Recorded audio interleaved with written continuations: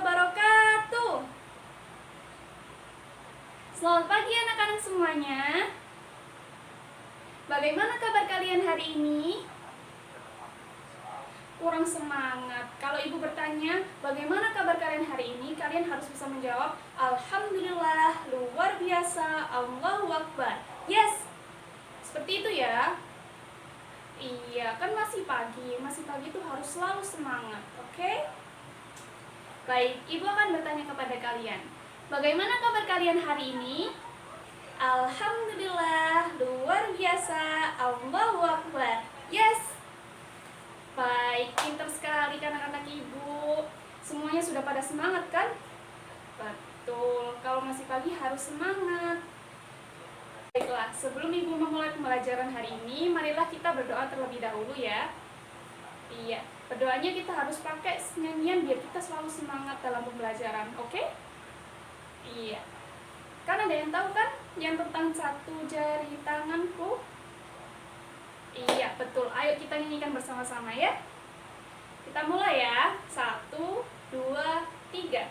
Satu jari kananku, satu jari kiriku, ku gabung jadi dua, ku buat jembatan panjang. Dua jari kananku, dua jari kiriku, ku gabung jadi 4, ku buat kamera cekrik. Tiga jari kananku, tiga jari kiriku, ku gabung jadi 6, ku buat menara tinggi. 4 jari kananku, 4 jari kiriku, ku gabung jadi 8, ku buat telinga kelinci. 5 jari kananku, 5 jari kiriku, ku gabung jadi 10, ku buat berdoa.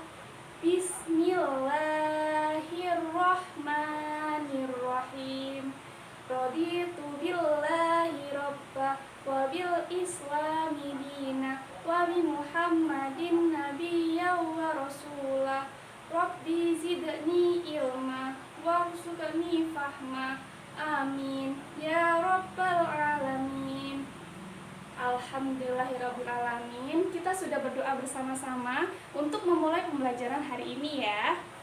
Baik, sebelum itu ibu akan mengabsen anak-anak semuanya yang hadir di kelas hari ini ya.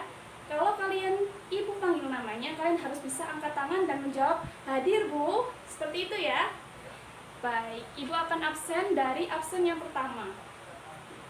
Yang pertama yaitu Ani, hadir, alhamdulillah.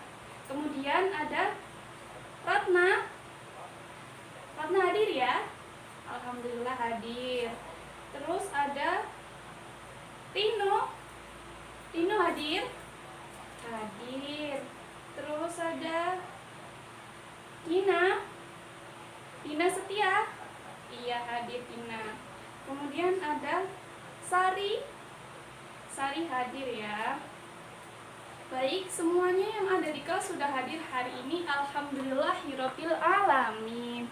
Semua pasti dalam keadaan sehat walafiat dan bisa mengikuti pembelajaran hari ini. Baiklah anak-anak semuanya, selanjutnya pada hari ini ibu akan menjelaskan tentang mudahnya sholat bagi orang yang sedang sakit. Di sini ibu menggunakan media mind mapping, di mana media ini yang akan membantu ibu untuk menjelaskan materi tentang mudahnya sholat bagi orang sakit kepada anak-anak semuanya. Tujuan pembelajaran kali ini yaitu agar anak-anak bisa tahu tentang tentuan sholat bagi orang yang sedang sakit, serta hukum apa yang dilakukan saat sedang sakit, dan bagaimana tata cara sholat saat dalam keadaan sakit, serta hikmah apa saja yang bisa kita ambil dari sholat bagi orang yang sakit. Oke, sekarang ibu akan bertanya kepada kalian, apa sih yang kalian ketahui tentang sholat? Ada yang bisa menjawab? Iya, Rania, apa jawabannya? Iya, betul sekali. Yang dijawab Rani tadi sudah benar, yaitu sholat merupakan hal yang wajib dilakukan bagi seluruh umat muslim yang sudah balik dan berakal. Mereka ini disebut dengan mukallaf, yaitu orang-orang yang terkena beban syariat. Ada yang tahu nggak orang yang diperbolehkan untuk tidak melakukan sholat? Iya, Doni, apa jawabannya? Iya, betul sekali. Orang-orang yang diperbolehkan untuk tidak melakukan sholat yaitu orang-orang seperti anak-anak yang belum balik dan orang-orang yang tidak memiliki akal. Allah Subhanahu wa Ta'ala memberikan keringanan bagi orang-orang yang sedang sakit dalam melaksanakan sholat 5 waktu, di mana Allah Subhanahu wa Ta'ala memberikan keringanan kepada kita dalam keadaan sakit tetap bisa melakukan sholat 5 waktu. Seperti jika tidak mampu untuk berdiri, maka kita bisa melaksanakan sholat sambil duduk. Dan jika kita tidak mampu untuk melaksanakan sholat dalam keadaan berdiri maupun duduk, maka diperbolehkan untuk mengerjakan sholat dalam keadaan berbaring. Tapi jika tidak bisa melakukan ketiga hal tersebut, maka diperbolehkan untuk melaksanakan sholat dalam keadaan terlentang. Jika semua hal itu tidak bisa dilakukan, maka diperbolehkan untuk melaksanakan sholat dengan hanya menggunakan isyarat kedipan mata maupun ujaran dalam hati. Baiklah, yang pertama yaitu sholat dengan cara duduk. Sholat dengan cara duduk ini dilakukan oleh orang-orang yang tidak bisa melaksanakan sholat dengan cara berdiri dan harus melaksanakan sholat sambil duduk. Tata cara sholat sambil duduk yaitu sama seperti sholat pada umumnya, tetapi dengan cara duduk di antara dua sujud atau duduk iftirashi dengan menghadap kiblat.